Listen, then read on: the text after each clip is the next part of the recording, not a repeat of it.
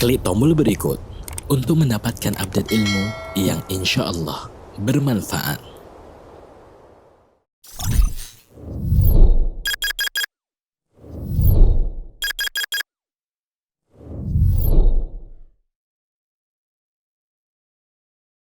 Wa asyhadu anna Muhammadan abduhu wa rasuluh da'iyan ila ridwani. Allahumma sholli ala Muhammad wa ala alihi wa sahbihi wa man walah. Alhamdulillah telah bersama kita Ustadz Syafiq Riza Basalamah Hafizullah Ta'ala. Mari kita sapa dulu. Assalamualaikum Ustadz. Kaifa hal ya Ustadz? Warahmatullahi wabarakatuh. Ahlan wa sahlan bi khairin wa Masya afiyah. Allah. Gimana kabar Masya antum? Allah. Alhamdulillah Ustadz. Alhamdulillah bi khair. Masya Allah. Baik Ustadz.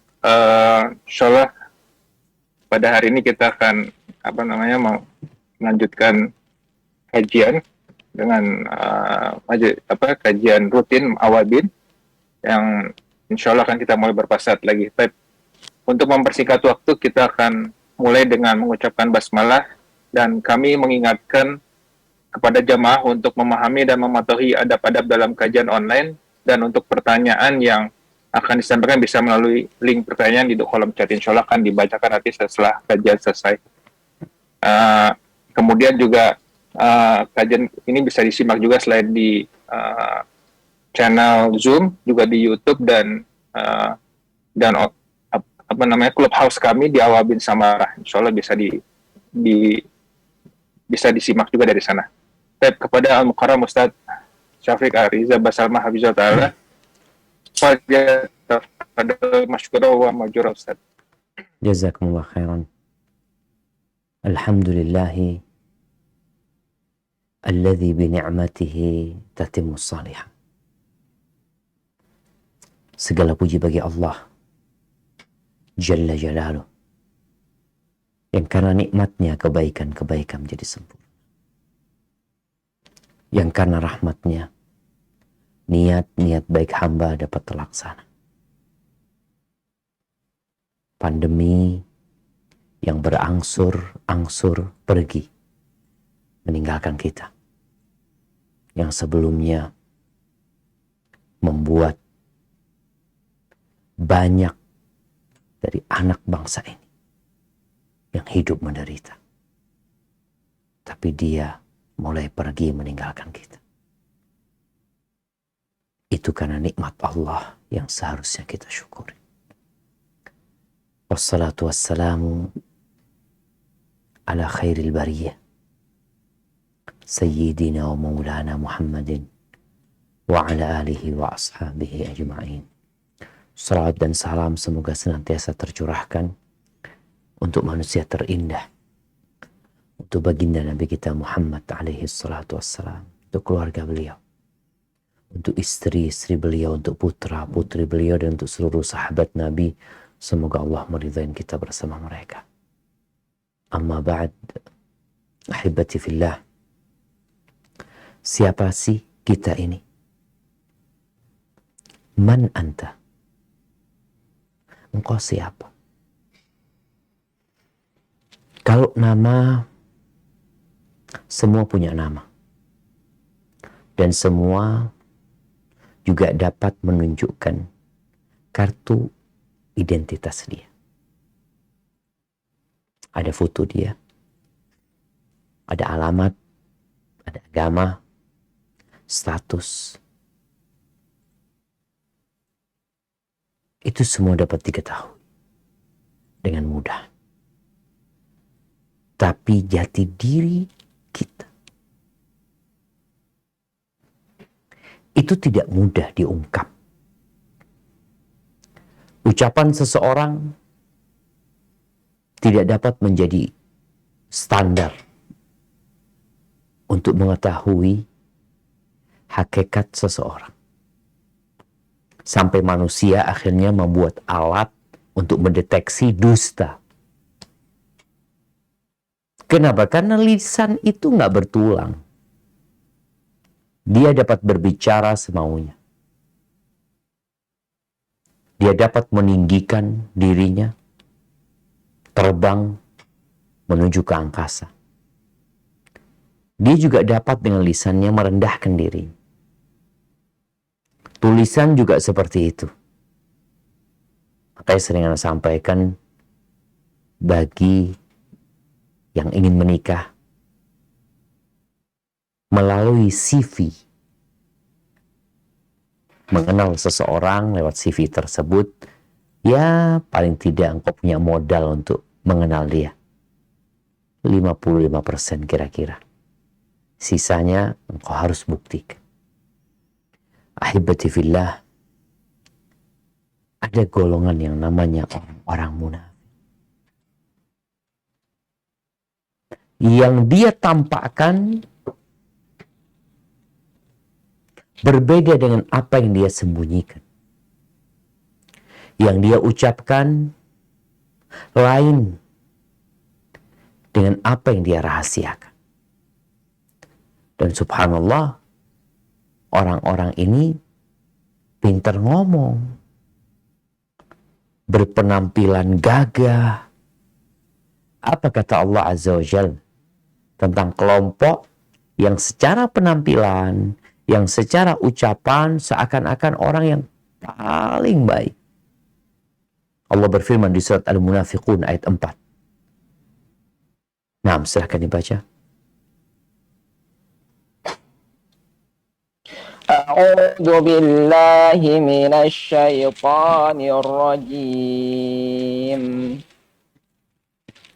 وَإِذَا رَأَيْتَهُمْ تُعْجِبُكَ أَجْسَامُهُمْ وَإِنْ يَقُولُوا تَسْمَعْ لِقَوْلِهِمْ كَأَنَّهُمْ خُشُبٌ مُّسَنَّدَةٌ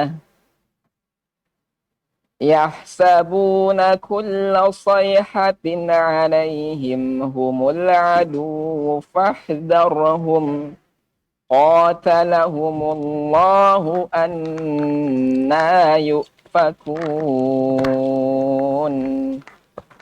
Yang artinya, dan apabila engkau melihat mereka, tubuh mereka mengagumkanmu.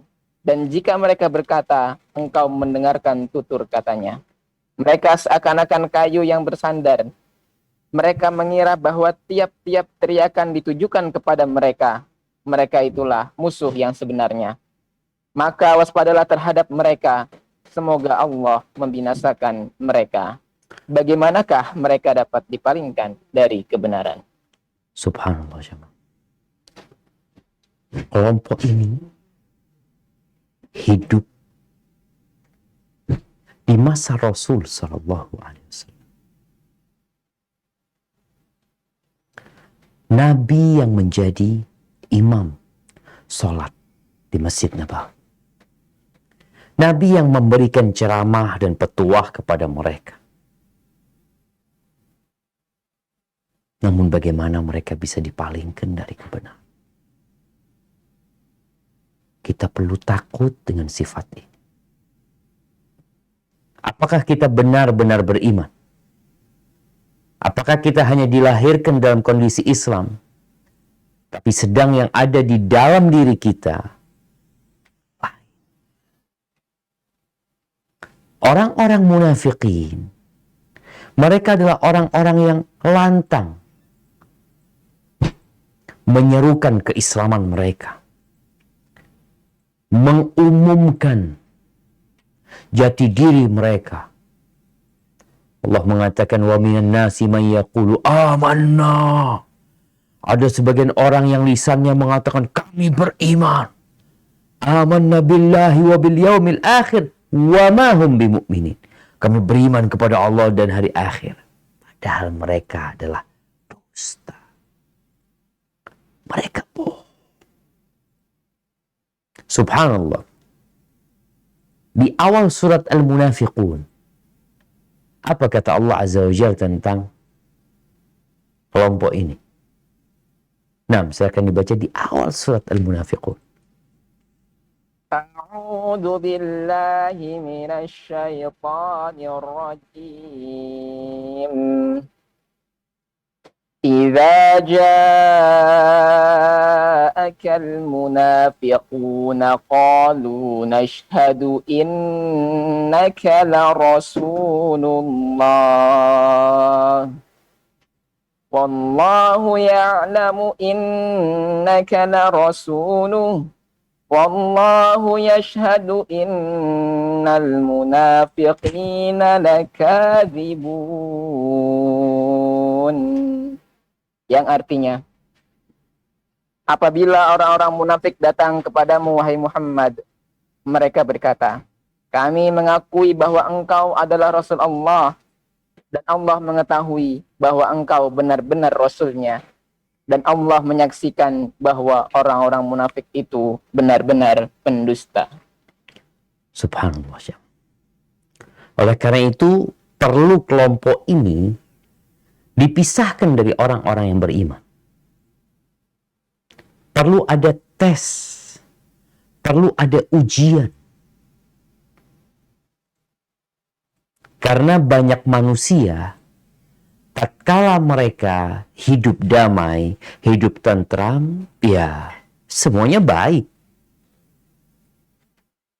Namun tatkala ada bencana yang datang, ada peristiwa-peristiwa yang dahsyat, yang menggoncangkan hati, itu akan menjadi sarana untuk menampakkan hakikat manusia.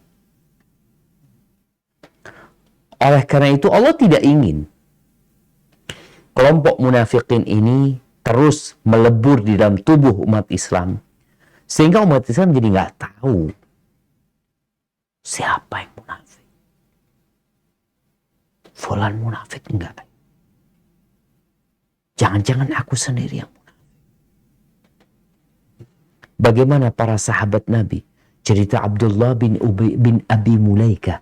Adraktu 30 min ashabin Nabi SAW. Aku menjumpai 30 lebih dari sahabat Nabi radhiyallahu ta'ala anhum.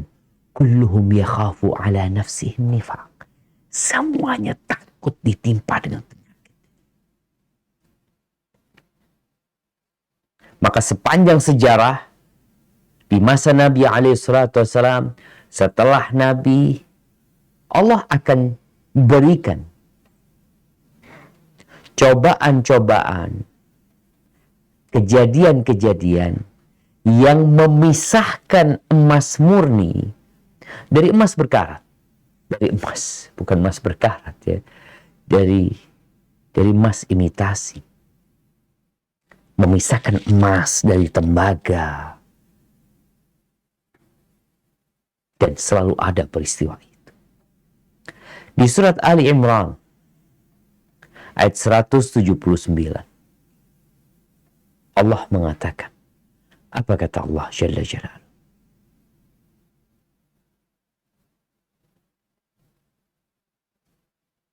A'udzu billahi minasy syaithanir rajim. Ma kana Allahu liyadhara al-mu'minina 'ala ma antum 'alaihi hatta yamizal khabitha minat tayyib. Wa ma kana Allahu liyutli'akum 'alal ghaibi walakinna Allaha yajtabi min rusulihi man yasha'. Fa'aminu billahi wa rusulihi wa in tu'minu wa tattaqu falakum ajrun 'azim. Yang artinya, Allah tidak akan membiarkan orang-orang yang beriman sebagaimana dalam keadaan kamu sekarang ini, sehingga ia membedakan yang buruk dari yang baik. Allah tidak akan memperlihatkan kepadamu hal-hal yang gaib, tetapi Allah memilih siapa yang Dia kehendaki di antara rasul-rasulnya. Karena itu berimanlah kalian kepada Allah dan rasul-rasulnya. Jika kamu beriman dan bertakwa, maka kamu akan mendapat pahala yang besar. Barakallahu fikum. Allah tidak akan membiarkan kondisi mukmin munafik bercampur yang baik dan buruk menjadi satu, Allah akan turunkan sesuatu yang dapat memisahkan yang baik dari yang buruk. Allah tidak hendak memberitahu yang gaib kepada kita. Agar kita jadi tahu, oh fulan ini munafik. Atau dari hatinya. Nggak tahu. Hanya Allah yang tahu dengan hatinya. Tapi akan muncul peristiwa-peristiwa yang menyebabkan orang-orang munafik itu muncul ke permukaan. Kadangkala ada buaya di sebuah sungai. Yang buaya itu telah makan korban. Ada buaya itu. Tapi nggak kelihatan. Apa yang akan dilakukan warga? Dipancing tuh buaya. Agar dia keluar. Agar dia muncul. Dan ada orang-orang yang dikasih satu cobaan sama Allah. Sehingga dia muncul. Oh ternyata engkau pura-pura. Tapi Uhud, 1.000 orang pasukan berangkat menuju ke medan perang. Di tengah jalan, 300 orang balik. Kenapa balik ya? Mereka kalau diajak untuk berbagi harta rampasan perang, mereka berada di barisan paling depan. Tapi diajak berperang, mereka berada di barisan paling belakang, bahkan mereka kabur. 300 orang, bayangin, nggak main-main. Dari 1.000 pasukan, 300 orang berpisah. 30% ternyata mereka orang-orang munafik dan orang-orang yang hatinya ada penyakit. Bagaimana dengan kita? Wallahu a'lam. Tatkala ada peristiwa nanti yang menuntut kita untuk berjuang, untuk mengorbankan harta, jiwa, dan raga kita, apakah kita akan hadir di sana atau kita akan kabur? Berapa banyak kawan-kawan yang mendekat kepada kita tatkala kita sedang berada di atas, tatkala kita bergelimang harta, sampai dikatakan ada gula, ada semut. Oh, semuanya kawan kita, semuanya sahabat kita. Bentar nih, ketika ada musibah, engkau akan lihat mana kawanmu dan mana yang hanya memanfaatkan diri. Ketika perang Ahzab, perang Khandaq, bagaimana pasukan umat Islam yang jumlahnya hanya 3.000 di kota Madinah, datang 10.000 pasukan untuk menyerang kota Madinah. Ingat, di kota Madinah ada orang-orang munafik. Sehingga subhanallah, bagaimana sikap orang yang beriman dan sikap orang munafik. Musibah ini menyingkap. Coba kita baca firman Allah di surat Al-Ahzab ayat 9 sampai 12. Naam. أعوذ بالله من الشيطان الرجيم يا أيها الذين آمنوا اذكروا نعمة الله عليكم إذ جاءتكم جنود فأرسلنا عليهم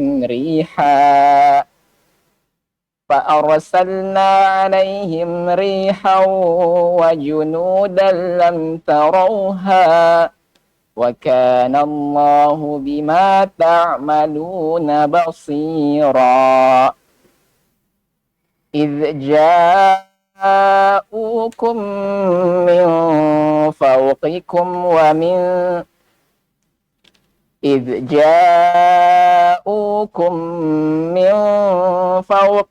ومن أسفل منكم وإذ زاغت الأبصار وبلغت القلوب الحناجر وتظنون بالله الظنونا هنالك ابتلي المؤمنون وزلزلوا زلزالا شديدا وإذ يقول المنافقون والذين في قلوبهم مرض ما وعدنا الله ورسوله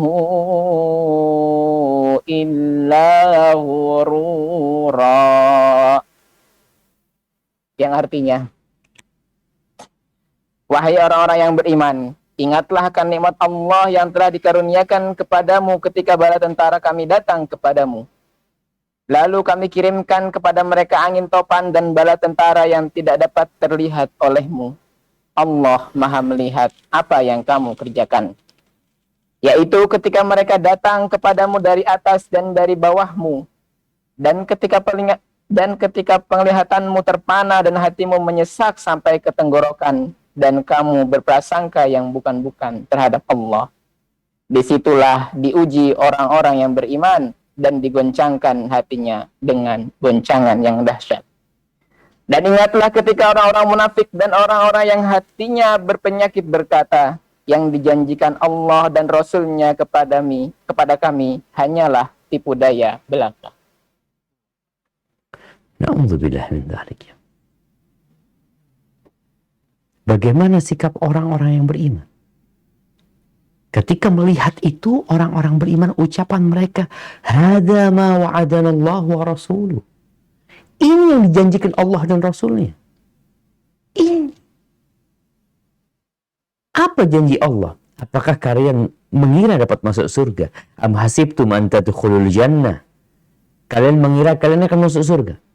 Walamma ya'tikum mathalul ladzina khalau min qablikum massathumul ba'sa wad-dharra wa zulzilu hatta yaqula ar-rasul wal ladzina amanu ma'ahu mata nasrullah ala inna nasrallahi qarib. Gimana kalian mau masuk surga?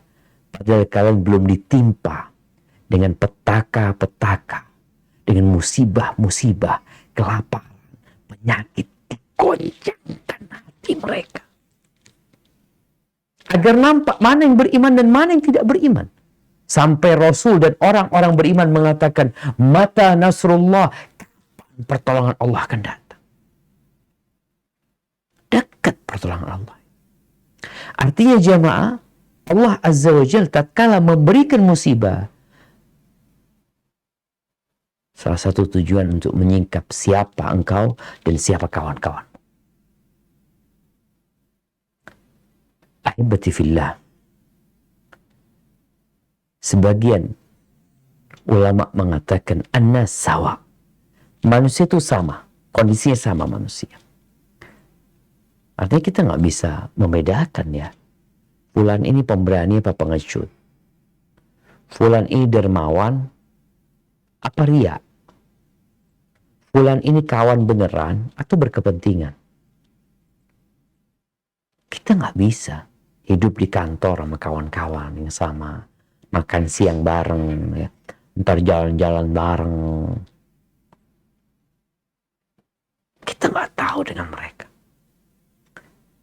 Fa'idha ja'atil mihan tabayan. Ketika datang yang namanya petaka, ujian, maka akan terpisah tuh orang-orang ini. Akan kelihatan. Makanya subhanahu Al-Fudail Ibn Iyad rahimahullahu ta'ala mengatakan, An-nasu madamu fi afiyatin masurun. Orang-orang tuh selama kondisi mereka nyaman, maka mereka tertutup. Artinya kita nggak bisa tahu siapa mereka. Fa idza nazala bihimul bala saru ila haqaiqihim. Kalau datang bala, datang ujian, maka mereka akan kembali kepada asal mereka. Yang beriman akan terus kokoh di atas keimanan. Yang munafik, ya udah kelihatan bahwa dia memang orang-orang munafik. Jadi ya hibbati fillah, Rasulullah Sallallahu Alaihi Wasallam, beliau mendidik para sahabatnya untuk menjadi mukmin yang hakiki. Yang tatkala turun musibah, engkau akan tahu siapa mereka.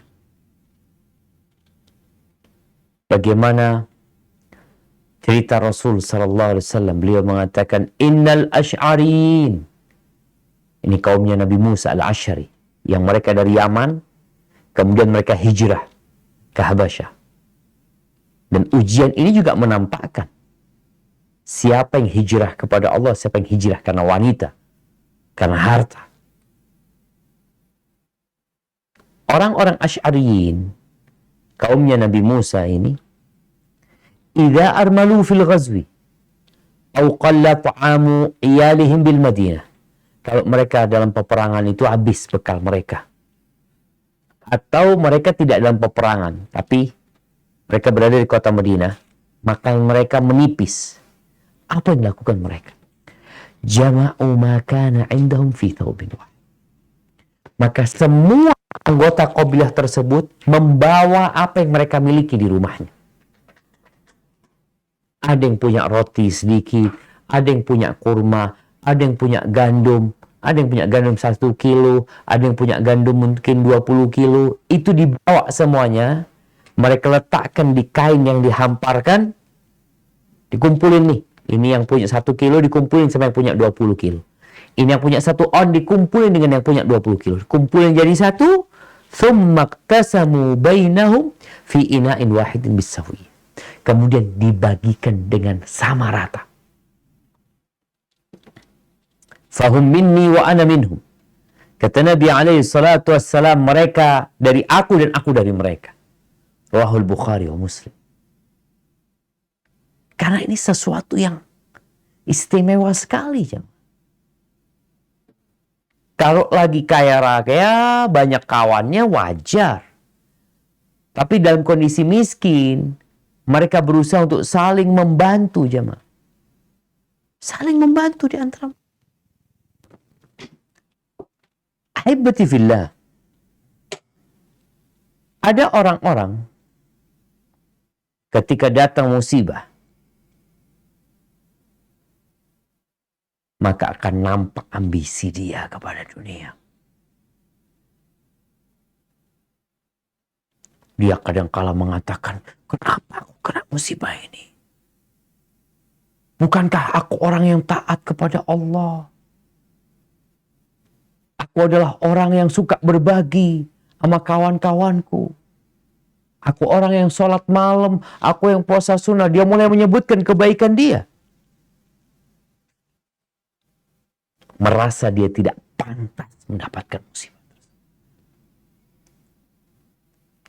Musibah itu ujian. Orang yang benar-benar beriman, kondisinya akan tetap, nggak akan berubah. Tapi orang yang pura-pura beriman, ya kalau kena musibah, dia nggak lagi cinta sama Allah, nggak lagi melakukan ketaatan. Tapi kalau rezeki bertambah, oh Allah itu baik, kata dia. Allah sebutkan di surat Al-Hajj ayat 11 tentang kondisi manusia yang seperti ini. Yang dia hanya beribadah kepada Allah ketika dalam kesenangan. Ketika dikasih musibah, dikasih ujian, oh, dia tinggalkan itu keimanan. Apa kata Allah Azza wa Jalla di surat Al-Hajj ayat 11? A'udzu billahi minasy syaithanir rajim. Wa minan nasi man ya'budullaha ala harfin fa in asabahu khairun yatma'anna bih fa in asabahu khairun yatma'anna bihi wa in asabathu fitnatun inqalaba ala wajhihi khasirat dunya wal akhirah. Dzalika huwal khusranul mubin. Yang artinya, Dan di antara manusia ada yang menyembah Allah hanya di tepi. Maka jika dia memperoleh kebajikan, ia merasa puas. Dan jika ia ditimpa suatu cobaan, ia berbalik ke belakang. Dia rugi di dunia dan di akhirat. Itulah kerugian yang nyata. Tuh, lihat jemaah. Beribadah hanya di pinggiran. Di pinggiran. Orang yang hidup di bantaran sungai itu, kalau lagi seneng, mereka nyaman di situ. Tapi kalau lagi banjir, bisa jadi longsor dan mereka terbawa. Maka Allah katakan, ahasiban nas an yutraku an yaqulu amanna wa hum la yuftanun. Apakah manusia mengira dengan mereka mengatakan kami beriman, lalu mereka enggak dikasih fitnah? Walaqad fatanna alladhina min qablihim fala ya'lamanna Allahu alladhina sadaqu wa la ya'lamanna al-kadhibin. Kata Allah, kami benar-benar telah memberikan fitnah, memberikan ujian, bala kepada orang-orang sebelum mereka, sehingga nampak mana yang beriman dan mana yang pura-pura beriman selama ini.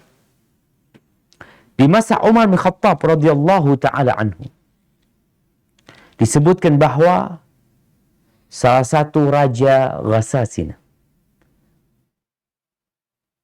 yang namanya Jabalah ibn Ayham al-Ghassani,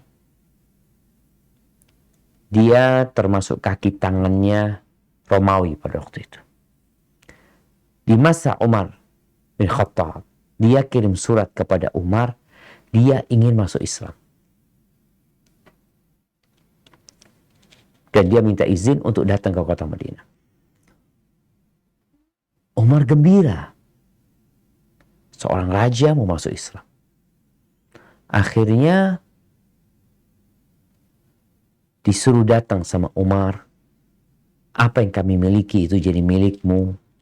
Apa yang harus kita lakukan itu juga harus jadi kewajibanmu gitu. Jadi hak dan kewajiban kita sama. Akhirnya Jabalah berangkat menuju ke kota Madinah dari Syam sana ya, bersama 500 penunggang kuda. Raja dia. Ketika hendak memasuki kota Madinah, Jabalah berhenti sejenak. Dia mengenakan taj, crown itu apa namanya? Mahkota. Dia menggunakan mahkotanya dan dia menyuruh 500 penunggang kuda itu untuk pakai baju yang ditenun dengan emas dan perak. Ketika masuk kota Madinah, diceritakan bahwasanya tidak ada satupun orang di Madinah, sampai perempuan-perempuan, sampai anak-anak, kecuali keluarga. Lihat nih, ini raja nih. Dengan 500 pasukan berkuda. Sampai dia menjumpai Umar. Umar menyambut Jabalah. Didudukkan di dekatnya. Kemudian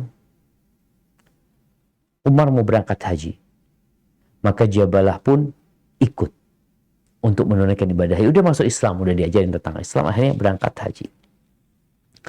Ketika sedang tawaf, ya namanya ramai padat, ada yang menginjak sarungnya Jabalah.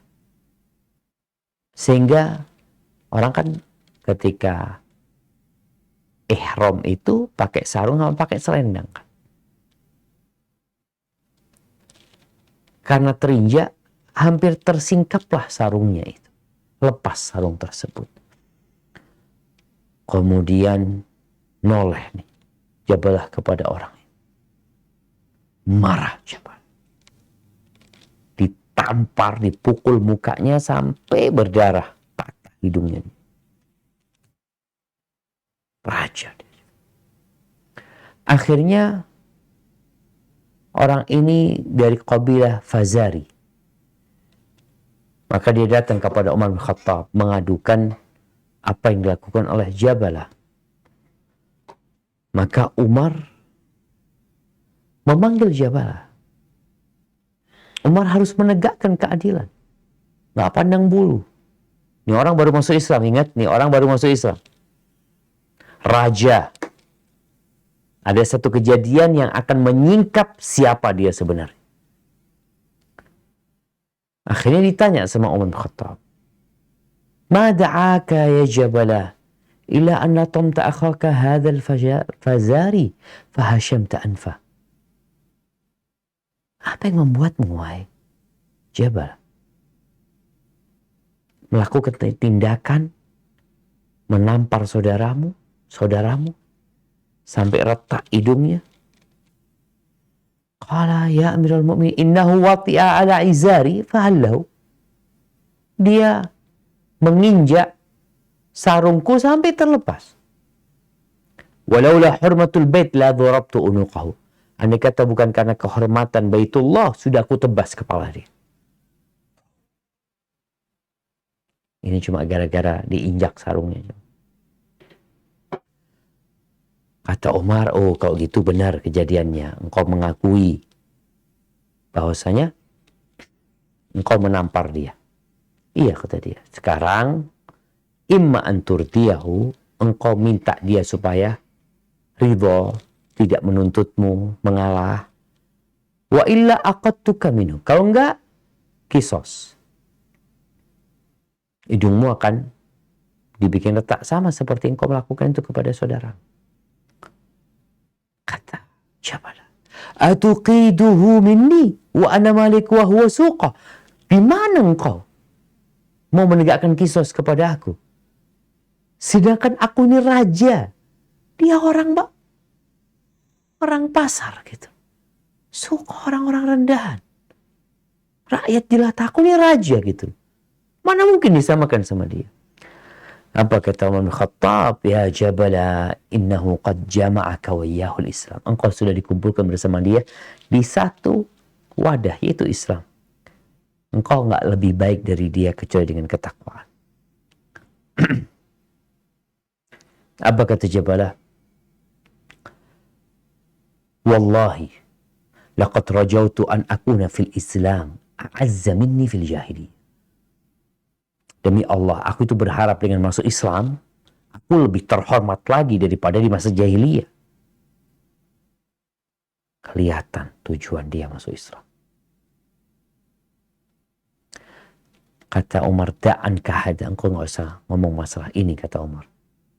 Kalau engkau tidak minta keridhaan dia, ya kisos. Kau akan dibalas seperti yang kau melakukan untuk kepada dia. Kata Jabalah, idzan atan nasr, kalau gitu aku balik jadi Nasrani.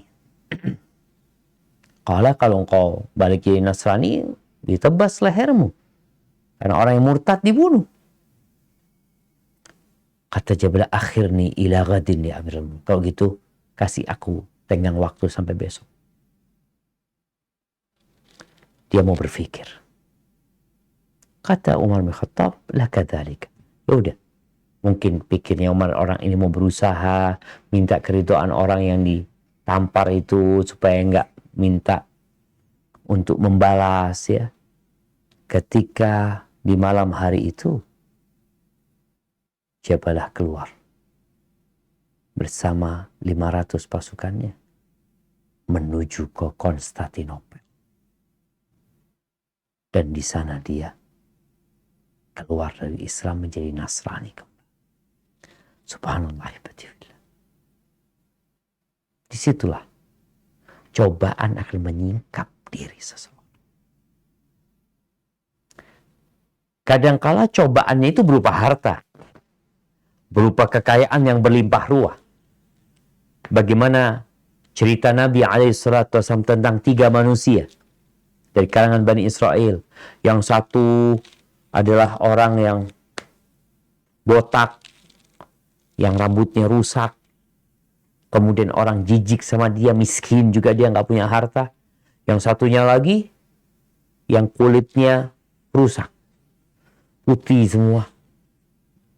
Dan miskin juga dia. Yang satunya buta. Allah kirim malaikat untuk menguji mereka. Yang satu ditanya, engkau kepingin apa? Oh, aku kepingin rambutku bagus lagi, orang jadi nggak jijik sama aku. Kalau harta, engkau suka harta apa? Aku suka onta. Dikasih onta yang bunting. Kemudian didoakan semoga berkah. Dan betul. Orang itu setelah diusap sembuh dari penyakitnya, kemudian menjadi orang kaya raya. Yang kulitnya rusak, diusap kemudian sembuh. Ditanya harta apa yang kau sukai? Kata dia, sapi. Dikasih sapi yang bunting. Udah. Yang ketiga yang buta. Bertanya, kau kepingin apa? Ya, kepingin ngelihat orang buta. Ya. Kemudian diusap, dia bisa ngelihat. Ditanya, harta apa yang paling kau sukai? Kambing, kata dia. Dikasih kambing yang hamil. Akhirnya 3 orang ini, Masya Allah. Semuanya jadi orang kaya. Yang ini punya 1 lembah isinya onta, yang ini punya 1 lembah isinya sapi, yang ini kambing. Akhirnya Allah mengirim malaikat kepada 3 orang ini dalam wujud seperti mereka dahulu ketika miskin. Datang kepada orang yang dulu rambutnya rusak seperti dia. Dia minta, wahai fulan, kata dia, aku ini mau melanjutkan perjalanan, kasih akulah onta atau apa yang aku bisa melanjutkan perjalanan, kata dia. Apa kata orang ini? Waduh, banyak hak sudah yang dikeluarkan. Nanti dia nggak mau ngasih.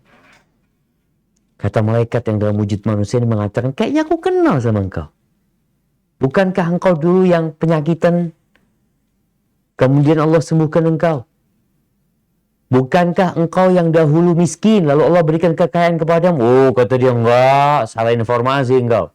Engkau salah informasi. Aku ini kaya raya dari nenek moyang sudah. Bukan miskin terus jadi orang kaya. Enggak, aku memang kaya terus hidupnya. Oh, kata malaikat ini, kalau bohong engkau, semoga Allah kembalikan engkau seperti dulu. Kita lihat nih, dikasih cobaan harta berubah. Bukan tawaduk, malah jadi sombong, ujub, bakhil. Kepada yang kulitnya rusak, yang kemudian dikasih sapi, kaya raya. Sama dia ngomong. Aku ini perlu kasih apalah sapi, supaya aku bisa melanjutkan perjalanan. Kau kan, Masya Allah, hartamu banyak ya. Al-huquq katsira, aduh banyak hak orang sudah yang dikeluarin. Gak mau ngasih dia. Kata orang ini, kayaknya aku kenal engkau dulu. Kau penyakit yang kulit dulu. Orang-orang jijik sama engkau. Kau dulu miskin. Allah berikan kekayaan kepadamu. Oh, enggak, salah informasi engkau. Aku nih kaya sejak dulu. Malu dia mau ngomong aku dulu miskin. Lupa dia. Ketika dikasih harta yang berlimpah ruah. Akhirnya datang kepada yang buta. Ngomong, aku memohon dengan nama Allah yang mengembalikan penglihatanmu, kata dia. Kasihlah aku seekor kambing, kata dia. Yang dengannya aku bisa melanjutkan perjalanan. Apa kata orang ini yang buta? Ya, aku dulu buta. Kemudian Allah kembalikan penglihatanku. Dulu aku miskin. Lalu Allah berikan harta kambing yang banyak kepadaku. Demi Allah, hari ini aku tidak akan menuntutmu apa yang kau ambil dari hartaku. Mau ngambil berapa kambing itu terserah. Apa kata malaikat ini? Amsik alaika malak, jaga hartamu, kata dia. Sesungguhnya Allah telah menguji kalian bertiga. Dan Allah murka kepada 2 orang itu dan ridho kepada. Jadi ahibati fillah, ada kondisi manusia-manusia yang tatkala diberi cobaan kesusahan, dia berubah. Tapi sebaliknya ada yang dikasih kekayaan, lupa sama kawannya. Lupa sama orang tuanya. Malu mau berjalan bersama orang tuanya. Subhanallah. Makanya doa Nabi SAW mengatakan, وَلَا تَجْعَلِ الدُّنْيَا أَكْبَرَ هَمِّنَا وَلَا مَبْلَغَ عِلْمِنَا. Jangan jadikan dunia ini ambisi kita yang paling besar. Itu yang kita cari. Ilmu kita hanya dunia. Abu Hurairah radhiyallahu ta'ala anhu ketika beliau hijrah dari Kampung Daus ke kota Madinah. Miskin beliau. Miskin. Bahkan bagaimana beliau pernah pingsan di sebelah mimbar Nabi SAW, di Raudhah sana. Sampai pernah dia dicekik sama orang, takut orang ini kerasukan jin. Kata Abu Hurairah, aku nggak kerasukan jin, aku lapar. Sampai pingsan. Beliau sibuk untuk mengumpulkan hadis Nabi SAW, mendengarkan dari beliau dan menghafalnya. Dan setelah itu, setelah meninggalnya Nabi SAW, yang dulu di bawah sekarang ada di atas. Dan Umar radhiyallahu ta'ala anhu menjadikan Abu Hurairah sebagai amir, sebagai gubernur. Apakah nih sosok Abu Hurairah yang dahulu miskin sampai pingsan-pingsan karena kelaparan, kemudian dia menjadi amir, menjadi gubernur, apakah berubah dia? Tidak. Harta tidak merubahnya. Jabatan juga tidak merusaknya. Tha'labah ibn Abi Malik Al-Quradhi menceritakan bahwa Abu Hurairah radhiyallahu ta'ala anhu datang dari pasar membawa 2 ikat kayu bakar. Dia bawa 2 ikat kayu bakar dulu, kompornya pakai kayu. Padahal beliau gubernur pada waktu itu. Gubernur. Faqala awsi'ut tariq lil amir, ya ibn Abi Malik. Beliau mengatakan, luaskan jalannya, ada yang melewat nih. Luaskan jalannya, ada gubernur yang melewat. Ya ibn Abi Malik, beliau mengatakan kepada Tha'labah supaya jalannya diluasin. Fakultu, apa kata Tha'labah ibn Abi Malik? Yarhamukallah nakfik. Semoga Allah merahmatimu. Biar kami yang ngangkat gitu loh. Jangan engkau gubernur gitu loh. Qala ausid tariq lil amir. Abu Hurairah cuma mengatakan, tolong dikasih jalan gubernur kalian nih. Bawa kayu soalnya berat. Subhanallah. Nggak berubah. Berapa banyak di antara kita sampai ada istilah OKB. Orang kaya baru. Yang jadi sok. Yang kaya beneran nggak kayak dia. Ini baru kaya, baru kaya. Makanya kadang-kadang kita ngelihat antara orang yang baru kaya dengan orang yang kaya beneran. Yang kaya beneran kayak orang biasa. Biasa aja. Pakaiannya biasa, ngomongnya biasa. Tapi yang OKB ini, handphonenya ganti. Dia ganti untuk menunjukkan. Kau siapa? Tapi itulah jemaah. Kalau kita ingin tahu jati diri seseorang, kita ingin menilai orang lain, jangan orang kita ini siapa sih? Maka tatkala ada bala yang turun, baik itu bentuknya kebaikan atau keburukan, maka akan tersingkap mana yang emas murni dan mana yang imitasi. Umar bin Khattab radhiyallahu anhu, Amirul Mukminin. Kalau tadi Abu Hurairah cuma gubernur, ini Amirul Mukminin. Yang kekuasaannya sampai ke Romawi, sampai ke Persia, sampai ke Syam. Ketika beliau lagi bersama sahabat-sahabatnya, Umar ini bangun, memperbaiki lampu. Lampunya kan lampu minyak, mungkin ditarik atau gimana sama Umar Khattab. Orang-orang mengatakan, nakfik ya Amirul Mukminin. Kunna nakfik, kita yang seharusnya, kok nggak usah kayak, biar kami yang ngurusin urusan itu. Apa kata Umar? Qumtu wa ana Umar wa raja'tu wa ana Umar. Aku bangkit tadi, aku Umar gitu loh. Dan aku balik duduk lagi, ya aku Umar. Tidak mengatakan dirinya aku gubernur, aku jenderal, aku. Ya jamaah. Tapi itulah kondisi manusia. Akan ada musibah-musibah yang menyingkap apakah dia tulus menjadi sahabat kita ini. Kalau bicara sahabat, atau dia pura. Tidak sedikit wanita ketika menikah di masa pandemi ini, gara-gara kondisi ekonomi suaminya susah, dia berpaling dari suami. Yang katanya dulu cinta ini itu, dapat musibah, bohong ternyata. Ternyata dia cinta sama fulusnya doang. Suaminya di PHK, dia langsung gugat cerai. Ahibati fillah. Oleh karena itu orang yang mau masuk surga itu nggak bisa langsung masuk surga. Siapapun. Dia harus melewati neraka jahanam. Sirat yang berada di atas neraka jahanam. Di situ akan nampak jati diri seseorang. Ada yang kencang larinya. Ada yang merangkak. Ada yang terjungkir di dalam. Adapun orang beriman, kata Nabi SAW, ajaban li amril mu'min. Sungguh menakjubkan urusan orang beriman. Semuanya baik. Mau diuji dengan kenikmatan, dia bersyukur. Mau diuji dengan petaka, dia bersabar. Dan ini tidak dimiliki kecuali oleh orang yang beriman.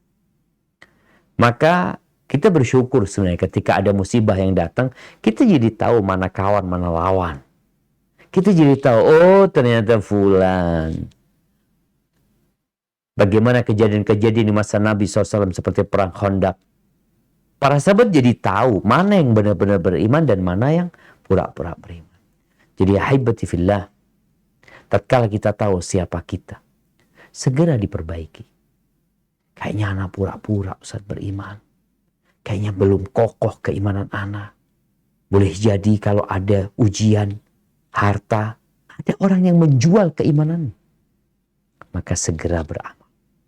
Karena akan datang satu masa, kata Nabi SAW, di situ banyak fitnah, banyak kekacauan, ujian. Yusbihur rajulu mu'minan wa yumsi kafiran. Paginya beriman, sorenya udah kafir.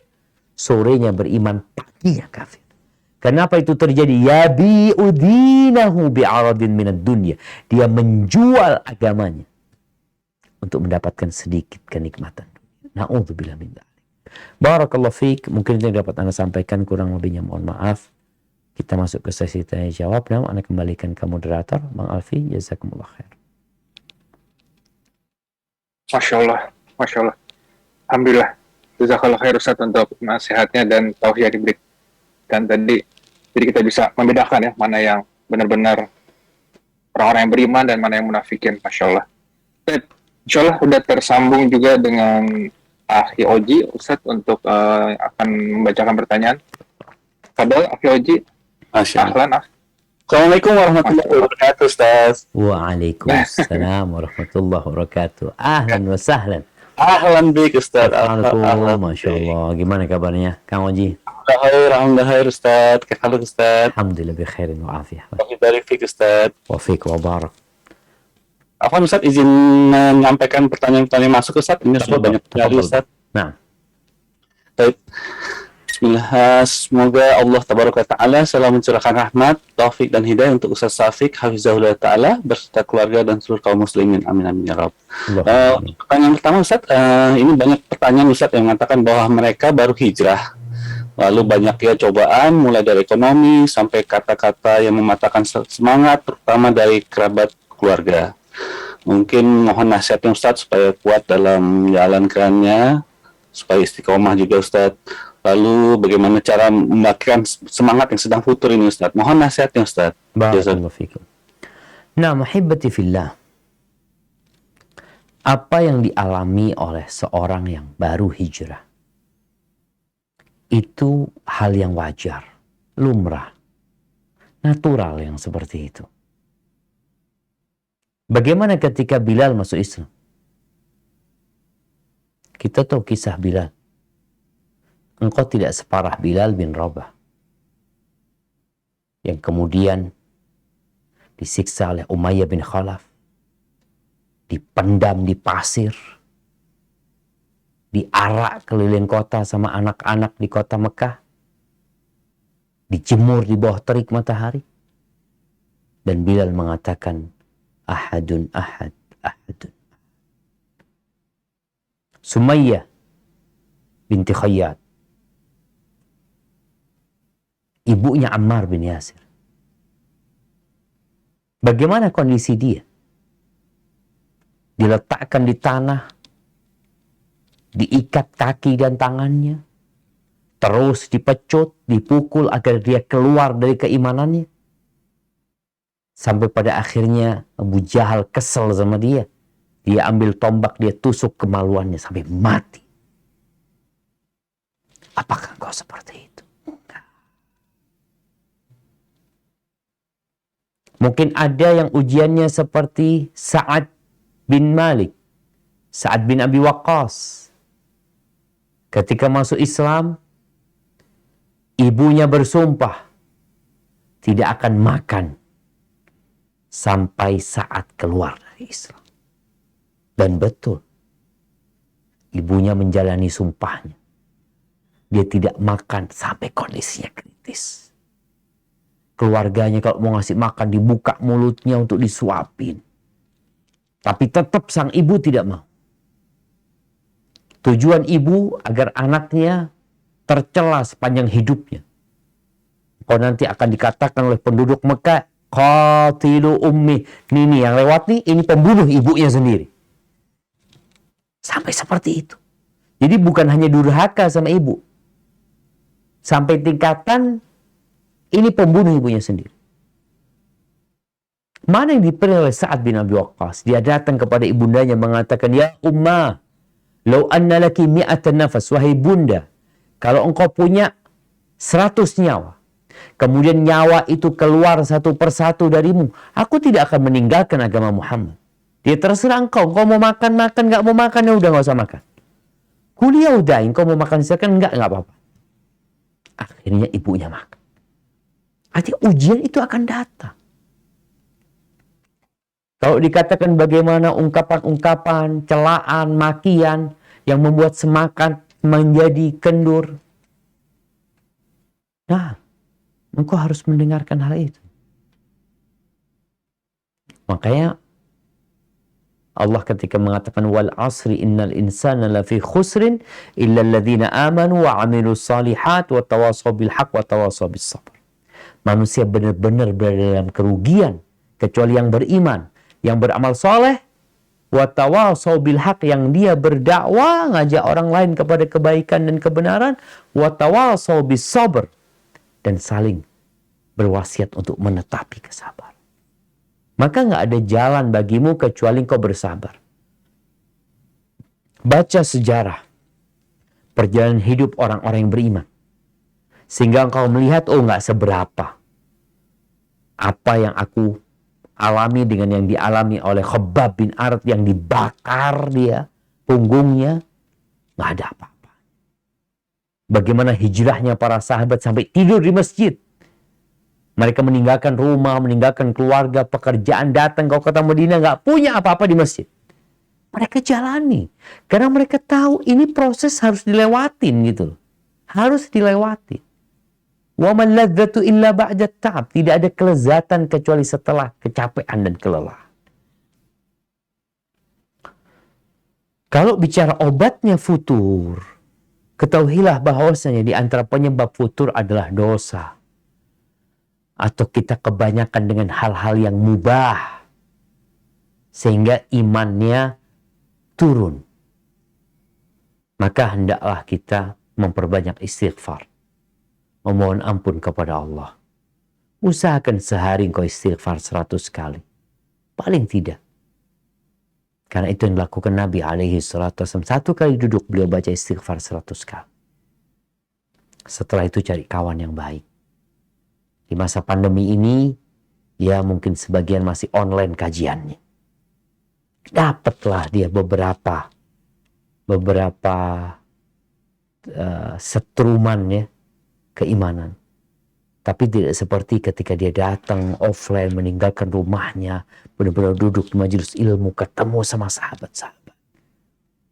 Maka jangan lupa untuk terus mencari sahabat-sahabat yang senantiasa mengingatkan kepada kebaikan. Barakallahu fikum. Nah, Masya Allah. Jazakallah khair, barakallahu fik Ustaz. wafikumullah. Tapi pertanyaan selanjutnya Ustaz, bolehkah membantu seseorang membayarkan pinjaman online? Karena yang bersangkutan sudah diteror terus, utang nggak selesai-selesai karena baru bisa membayar bunganya saja. Na'udzubillah. Lalu bagaimana cara Ustaz? Apakah uangnya transfer ke orang yang meminjam itu atau ke perusahaan online tersebut, Ustaz? Mohon nasihatnya, Ustaz. Nah, mahibbati fillah. Pinjaman online ini semakin merajalela. Iya, mereka orang-orang memang lintah darat ya. Mereka adalah orang-orang yang terkutuk. Orang-orang yang terlaknat. Yang mereka nggak mau bekerja, tapi bagaimana uang mereka bisa beranak. Yang pinjam ini bermasalah juga. Engkau sudah tahu seperti itu, masuk dalam lingkaran setan yang juga akan dilaknat oleh Allah Azza wa Jalla. Maka nasihat ana kepada setiap muslim, perbaikilah gaya hidup. Ketika engkau nggak punya uang, maka bekerja. Ketika hasilnya tidak cukup, maka berpuasalah engkau. Tawakal kepada Allah. Perbaiki gaya hidup. Sehingga nggak utang. Subhanallah, ana buka utang online nih jemaah. Iklannya di YouTube ya sama kayak gitu. Di IG juga utang, ana heran subhanallah. Apa yang harus dilakukan? Kalau kita mau membantu saudara kita, sebelum dibantu saudara kita, maka tolong didudukkan terlebih dahulu. Masalahnya bukan masalah fulus. Ini orang bisa dilunasin, besok dia pinjam lagi. Karena mentalnya mental tukang utang. Nggak takut sama Allah Azza wa Jalla bahwasanya orang yang mati syahid, itu utangnya nggak diampuni. Padahal dia mati syahid. Berada dalam tingkat tertinggi dari kemuliaan Islam. Mati syahid, tapi nggak diampuni. Maka engkau dudukkan temanmu atau saudaramu, jelaskan tentang utang secara umum. Yang kedua, jelaskan tentang riba. Bagaimana Allah mengatakan yamhaqullahu riba. Nggak ada berkahnya riba. Engkau ngasih makan orang riba. Oh, bukan ana yang riba. Engkau kasih makan orang riba. Setelah jelas dia bertobat kepada Allah, paham tentang hukumnya, engkau lunasin. Kepada siapa? Bukan kepada fulan. Kepada orang tersebut dengan perjanjian. Dan engkau sama fulan juga bikin perjanjian. Kita lunasin apa perjanjiannya, kapan dia membayar utang tersebut. Karena jamaah, mental-mental penghutang ini, kalau yang memberikan utangan itu nggak minta tambahan, dia biasanya akan bermalas-malasan membayarnya. Tapi kalau ada ribanya, dia semangat. Karena dia nggak ingin duit itu semakin membukit. Dia enggak, takut dia. Tapi kalau yang sistemnya syar'i, malah dia menunda-nunda pembayaran.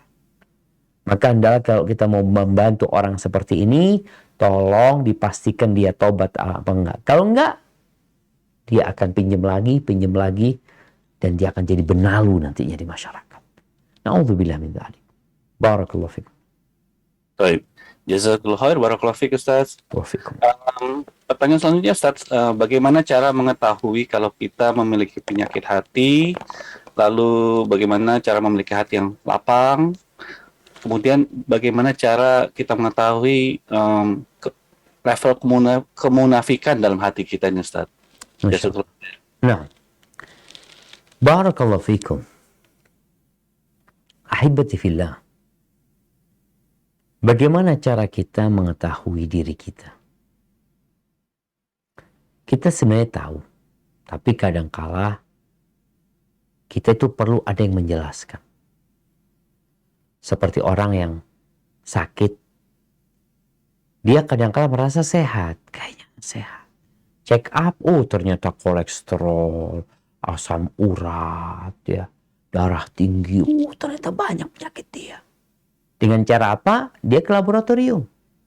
Nah, sekarang engkau perlu datang ke laboratorium hati. Datang ke siapa? Ke ustadz, ke alim ulama yang faham dengan penyakit-penyakit hati. Engkau ngomong sama dia, ngobrol, cerita sama dia. Biasanya nanti dia akan faham.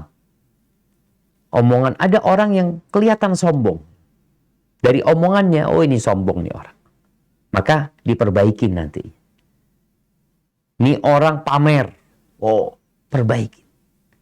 Jadi salah satu caranya adalah dengan datang kepada orang yang berilmu. Sehingga dia bisa memberikan nasihat kepada kita. Sulit Ustaz. Mau ketemu Ustaz, nggak punya waktu ini dan itu. Juga anak juga sibuk. Taib. Cara yang kedua. Engkau tanya sama kawanmu yang mencintaimu. Karena biasanya kawan ini selalu bersama kita, dengar obrolan kita, jalan sama kita, minta pendapat dia. Tolong aku kasih masukan. Menurutmu ini aku apa kurangnya gitu loh. Kalau kawannya ini baik, insya Allah jujur dia akan sampaikan. Tapi ada kawan yang berkepentingan. Kalau dia menjelaskan kesalahan kita, dia takut ditinggalin sama kita. Maka dia, enggak, engkau baik kok ini itu. Oke. Yang ketiga, kalau nggak dapat tuh kawan yang kayak gitu, maka engkau manfaatkan kritikan dari orang-orang yang membenci. Fulan mah bakhil. Fulan mah ngomong doang sodakoh, tapi jarang sodakoh. Itu orang yang nggak suka sama kita manfaatkan ucapan dia dalam rangka memperbaiki diri kita. Kemudian yang terakhir, kita bergaul dengan masyarakat supaya kita tahu apa sih sikap-sikap dan sifat yang tidak disukai oleh orang itu sehingga kita menghindari dan menjauhinya. Ahibati fillah. Kemudian kita perlu doa. Minta sama Allah. Allahumma inni as'aluka qalban saliman. Doanya Nabi SAW. Ya Allah, aku memohon kepadamu hati yang selamat. Karena pada hari kiamat kelak, yauma la yanfa'u malun wala banun. Pada hari itu tidak bermanfaat harta dan anak illa man atallaha biqalbin salim, kecuali yang datang menjumpai Allah dengan hati yang selamat dari penyakit-penyakit itu. Maka minta kepada Allah hati yang selamat.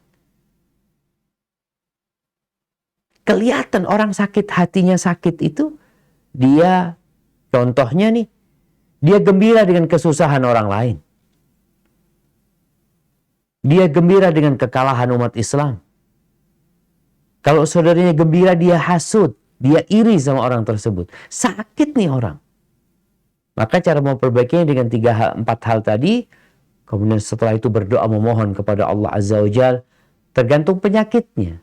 Kalau penyakitnya itu adalah sombong, maka engkau ketahui Allah murka dengan orang yang sombong. Dan gak masuk surga orang yang di hatinya ada kesombongan. Kalau penyakit hatinya adalah bakhil, dia pelit, terlalu cinta sama harta, ya dikasih nasihat tentang masalah. Bagaimana indahnya berbagi, bagaimana pahala yang Allah sediakan buat orang yang suka berbagi. Jadi tergantung kondisinya. Tapi dalam semua itu, jangan lupa untuk terus berdoa memohon kepada Allah Azza wa Jal. Setelah kita tahu, oh ternyata anak punya penyakit ini, oh anak ternyata seperti ini. Dan setiap orang itu sejatinya tahu dengan dirinya masing-masing. Tapi ada orang yang tersesat deh. Dia merasa dirinya paling baik, paling benar. Padahal dia sedang salah jalan. Ada wallahu a'lam. Baik, jazakallah khair, barakallahu fiik Ustaz. Pertanyaan selanjutnya Ustaz, qadarullah istri saya 2 bulan lalu meninggal bersama janin umur 6 bulan dalam kandungan dalam kondisi COVID dan meninggal di hari Jumat yang lalu. Apakah ada fadilah khusus Ustaz? Serta amalan doa apa saja yang bisa dipanjatkan untuk almarhumah dan janin. Lalu janin ini udah berumur 6 bulan, atas saran Ustadz tetangga kami berikan nama sesuai jenis kelamin yang setelah hasil USG. Apakah tidak apa-apa Ustadz? Mohon nasihatnya Ustadz. Nah, barakallahu fiik. Azzamallahu ajrakum wa ghafara limayyitikum. Inna lillahi wa inna ilaihi raji'un. Sebagian pergi meninggalkan kita. Dan kita akan menyusul mereka. Cepat atau lambat. Semoga yang meninggal dunia mendapatkan pahala syahid. dengan mati dalam kondisi COVID dan ada janin di perutnya. Adapun berkaitan dengan anak yang meninggal dunia di dalam perut, apabila sudah ditiupkan ruh, maka dia anak. Anak, ya dia dikasih nama, kemudian dia diakikoi.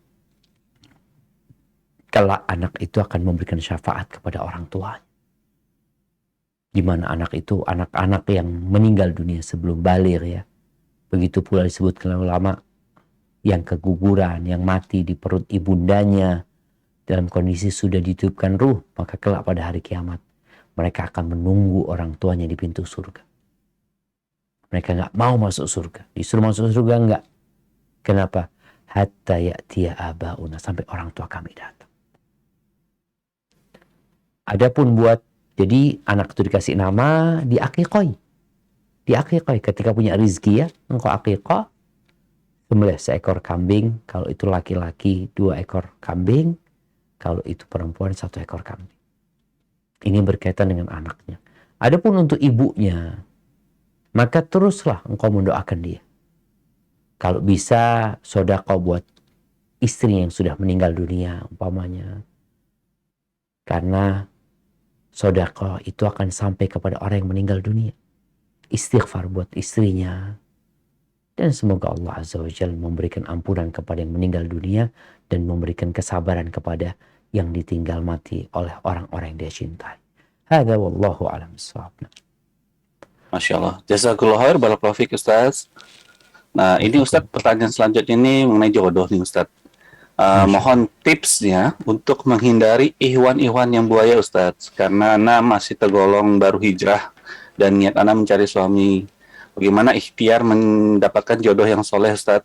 Karena sudah bertahun-tahun bercerai tapi belum mendapatkan calon yang soleh. Ana pernah dengar di YouTube Ustaz tentang lorong Fadisa, ada perjodohan syar'i Ustaz. Mohon nasihatnya Ustaz. Naam jemaah. Iya, ternyata ada ikhwan-ikhwan buaya ya. Jadi kalau udah ngaji namanya ikhwan buaya, kalau belum ngaji namanya buaya darat gitu ya. Baik, ahibati fillah. Ini kayaknya yang tanya janda ya. Coba jangan lupa untuk memperbaiki hubunganmu sama Allah. Karena dengan memperbaiki hubungan kita sama Allah, Allah akan memperbaiki hubungan kita sama manusia. Adapun mencari jodoh, maka kriterianya jangan terlalu tinggi. Engkau sudah pernah menikah. Apa yang kau perlukan? Seorang suami yang agamanya baik, akhlaknya mulia. Urusan harta paling tidak dia dapat memberikan nafkah. Bas. Kalau bicara bagaimana cara mencarinya, maka boleh jadi dengan cara kalau ada biro jodoh ya, yang sebagian ustadz mungkin punya, bisa lewat sana. Tapi ingat, untuk menghindari ikhwan-ikhwan buaya itu jangan percaya dengan CV yang ditulis 100%. Tadi di awal kita sampaikan. Orang itu bisa menulis CV-nya aku seorang seperti ini, seperti ini, semuanya bohong. Makanya ketika sudah menikah, ketahuan ternyata fulan kayak gitu. Maka CV itu sekedar informasi pembuka buat kita. Setelah itu cari tahu tentang fulan. Cari tahu lewat kawannya, lewat tempat dia kerja, lewat masjid di kampungnya, sehingga kita benar-benar dapat informasi yang lengkap tentang fulan. Banyak yang percaya dengan tulisan, yang akhirnya kecewa karena ketemu buaya tadi.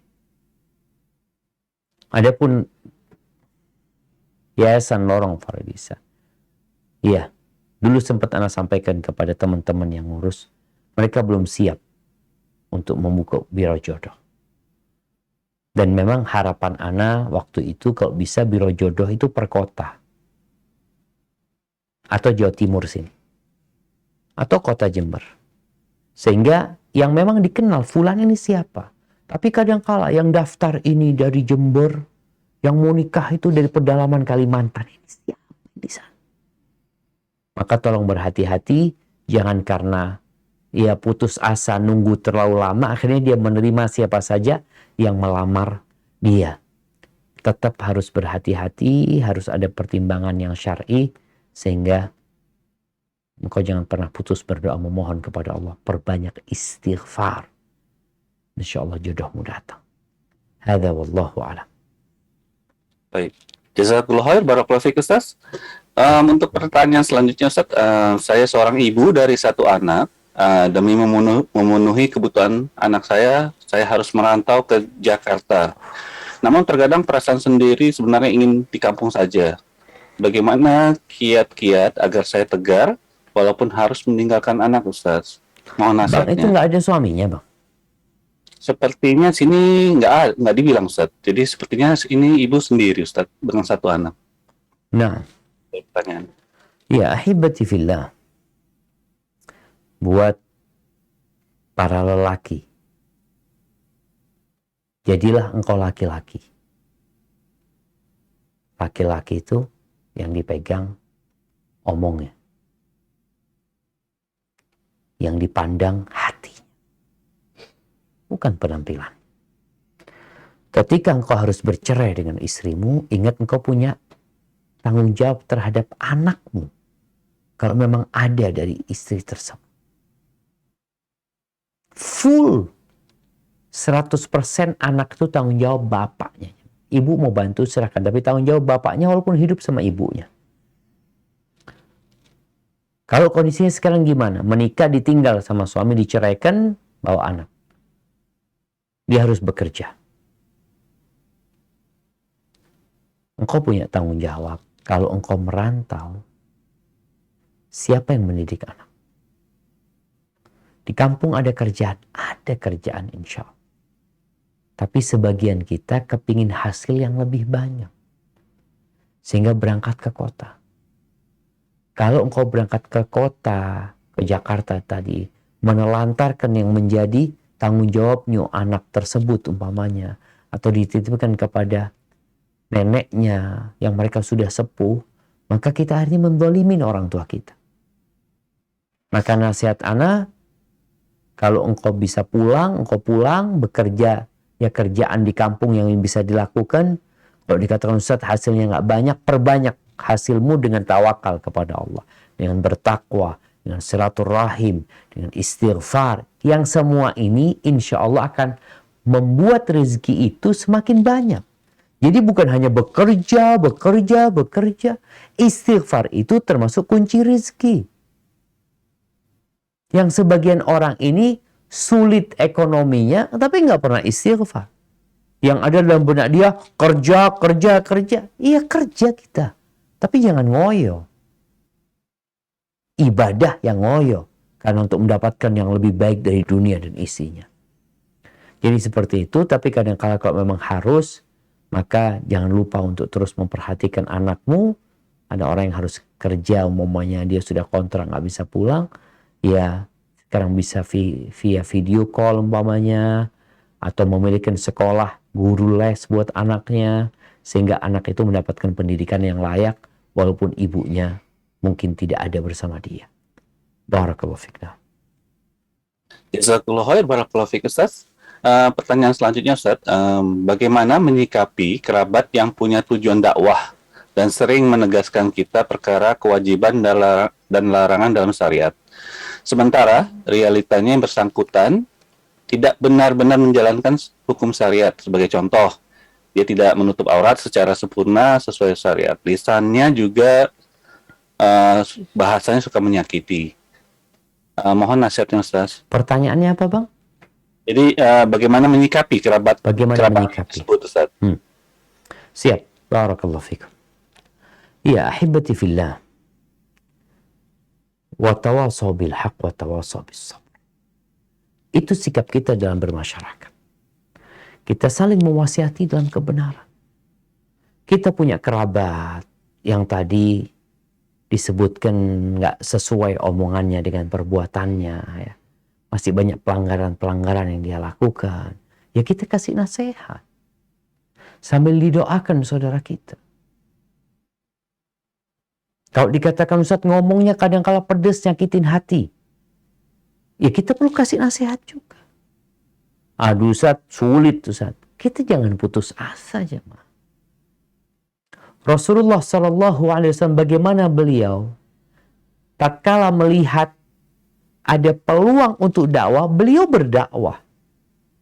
Walaupun di balik beliau ada Abu Lahab. Nabi ini kalau berdakwah ketika di Mekah, kadang kala beliau berangkat di musim haji ke kabilah fulan, kampungnya fulan, tendanya fulan, nanti Abu Lahab lewat. Nabi setelah ceramah, Abu Lahab datang mengatakan, aku pamannya dia. Aku tahu siapa dia, jangan percaya sama dia. Tapi beliau nggak mempedulikan Abu Lahab. Beliau terus berdakwah, terus memberikan nasihat. Dan terbukti ada hasilnya gitu. Setelah bertahun-tahun ya beliau berjuang untuk itu. Jadi saya rasa sikap kita, tadi kita memberikan nasihat kepada orang tersebut. Kesian dia sebenarnya ketika yang dia ucapkan tidak sesuai dengan apa yang dia kerjakan ya.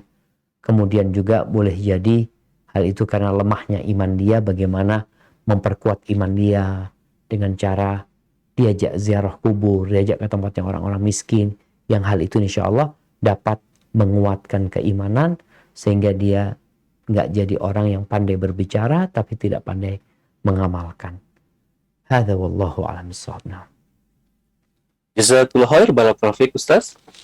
Untuk pertanyaan selanjutnya Ustaz, Ana punya orang tua yang keras kepala. Mereka punya hutang riba. Ana 24 tahun kerja, Ana umurnya 24 tahun kerja di kantoran di Jakarta.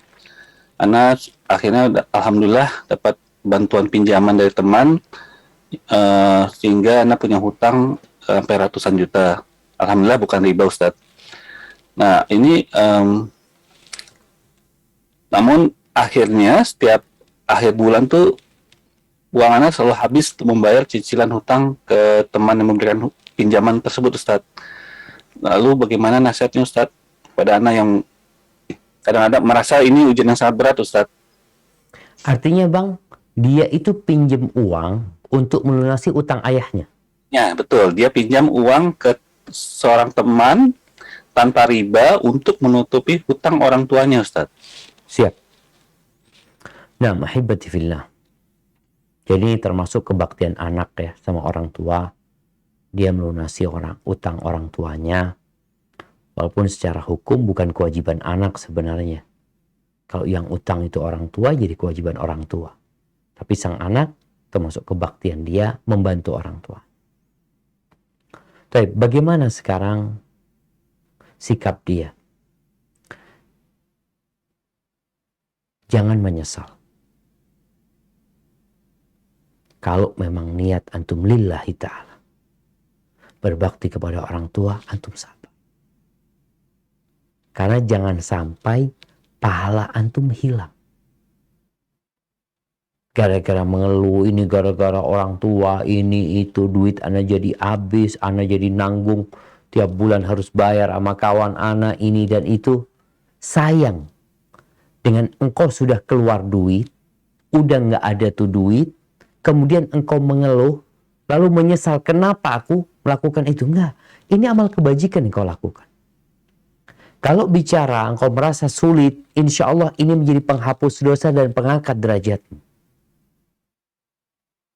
Dan kita tahu di antara pembuka pintu rizki itu adalah silaturahim. Dan engkau sedang melakukan silaturahim berbuat baik kepada ayah. Maka semoga dengan itu Allah luaskan rizki. Jadi jangan menyesali, perbanyak istighfar, doakan orang tua, baca doa agar bisa melunasi hutang. Seperti doa yang diajarkan Ali bin Abi Thalib radhiyallahu taala anhu, yang Ali mendapatkan dari Nabi SAW, kalau engkau punya utang sebesar gunung Sir, engkau kalau baca doa ini Allah akan melunasi hutangmu. Apa doanya? Allahumma kfini bihalalika an haramik wa aghnini bifadlika amman siwak. Ya Allah, cukupkan aku dengan yang halal sehingga aku nggak butuh dengan yang haram, dan cukupkan aku dengan engkau dan karunia darimu sehingga aku nggak butuh dengan bantuan orang lagi. Barakallahu fikum. Nah, Baik. Jazakallah khair, barakallahu fiik Ustaz. Pertanyaan selanjutnya Ustaz, ini bagaimana bolehkah mengadakan Maulid Nabi Ustaz? Karena lingkungan sekitar anak dan keluarga melakukannya Ustaz. Bagaimana sikap anak Ustaz? Mohon nasihat. Barakallahu fikum. Ya ahibati fillah. Bicara Maulid Nabi, perayaan Maulid Nabi yang dijadikan sebagai tanda cinta kepada Nabi SAW. Artinya itu orang yang mengadakan maulid itu cinta Nabi gitu. Yang tidak mengadakan maulid bisa jadi nggak cinta sama Nabi SAW. Rasul SAW dan para sahabatnya, mereka bukan umat, bukan generasi yang sibuk dengan perayaan. Coba dilihat. Sekarang kan orang semua ada perayaan. Perayaan hari ibu, perayaan hari ini, perayaan hari ini, perayaan, terus perayaan. Generasi masa sahabat bukan generasi perayaan. Mereka generasi yang beramal. Maka kalau kita melihat Nabi SAW sepanjang hidupnya, beliau tidak pernah merayakan hari kelahiran. Oh itu kan Nabi, malulah Nabi mengadakan. Semua syariat sudah disampaikan. Tidak ada yang tinggal. Abu Bakar tidak merayakan. Umar tidak merayakan. Uthman tidak merayakan. Ali tidak merayakan. Ali, sepupu Nabi SAW, menantunya tidak merayakan. Maka tugas kita dalam beragama, jalankan apa yang dijalankan Nabi SAW. Buktikan cintamu dengan mengamalkan sunnahnya. Kadangkala nih ada orang-orang yang sibuk merayakan. Sholat enggak dia. Sholat enggak. Tapi dia merasa cinta. Bohong. Engkau kalau enggak sholat lalu engkau merasa cinta sama Nabi SAW. Buktikan cintamu dengan mengikuti Rasul SAW. Jadi tugas kita adalah ya tadi. Kita mencintai Nabi dengan cara menjalankan sunnahnya, menjauhi larangannya, dan mengajak orang untuk terus menegakkan Islam dalam kehidupan ini. Ada wallahu a'lam. Kayaknya kita ke pertanyaan terakhir ini, Bang. Baik Ustaz, jazakallah khair, barakallahu fiik Ustaz. Untuk pertanyaan terakhir Ustaz ya. Nah, ini ada adik kita nih Ustaz, dia masih umur 10 tahun dan masih butuh lebih banyak ilmu. Dia ini susah menjaga akhlak pada orang tua dan orang lain juga. Bagaimana cara agar akhlak dia tetap terjaga pada orang lain, termasuk juga pada orang tuanya. Dia juga merasakan dia susah sekali menjaga akhlak Ustaz. Mohon nasihatnya Ustaz. Masya Allah, barakallahu fikum. Iya, buat adik yang bertanya dan buat kita semua, nggak ada yang sulit kalau Allah memudahkan. Jadi kalau tadi merasa sulit yang menjaga akhlak, menjaga adab, etika sama orang tua, maka baca doa ini. Doa yang diajarkan Nabi SAW. Allahumma hdini li ahsanil akhlaq.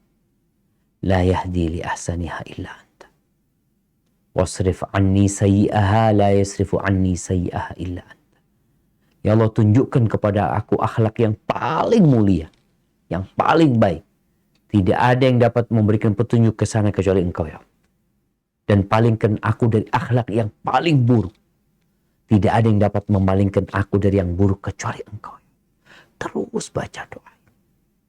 Kemudian baca doa lagi, Allahumma ati nafsi taqwaha wa zakkiha anta khairu man zakkaha anta waliyuha wa maulaha.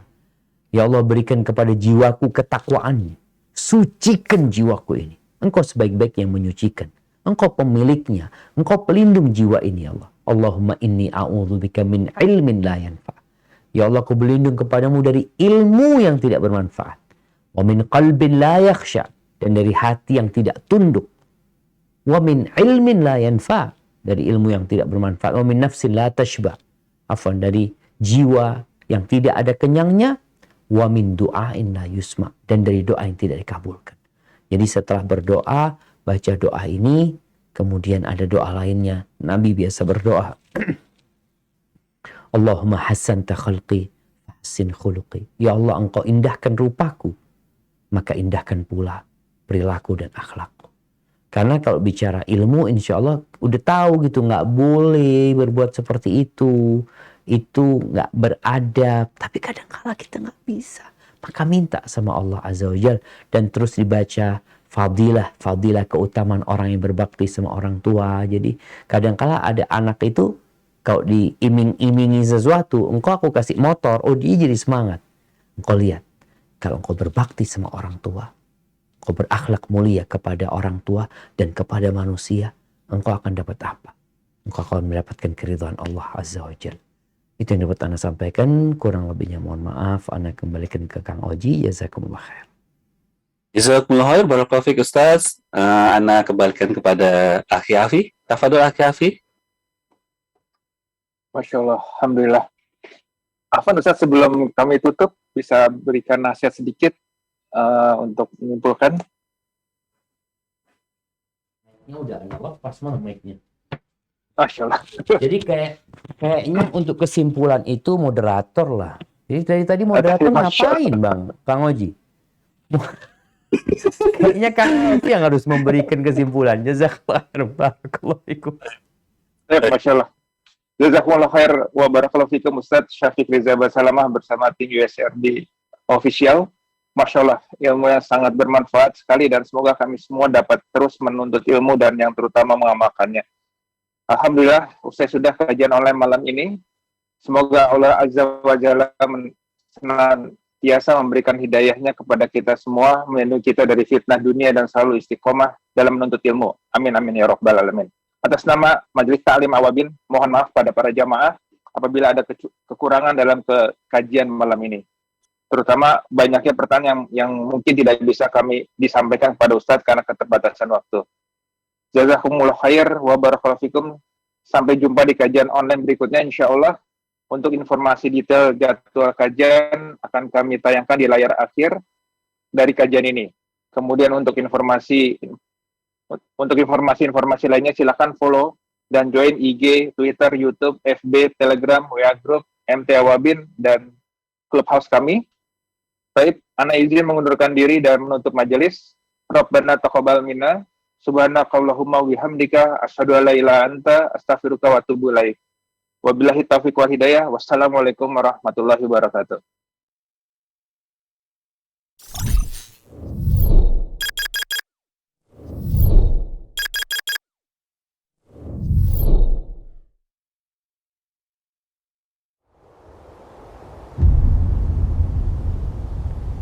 Klik tombol berikut untuk mendapatkan update ilmu yang insya Allah bermanfaat.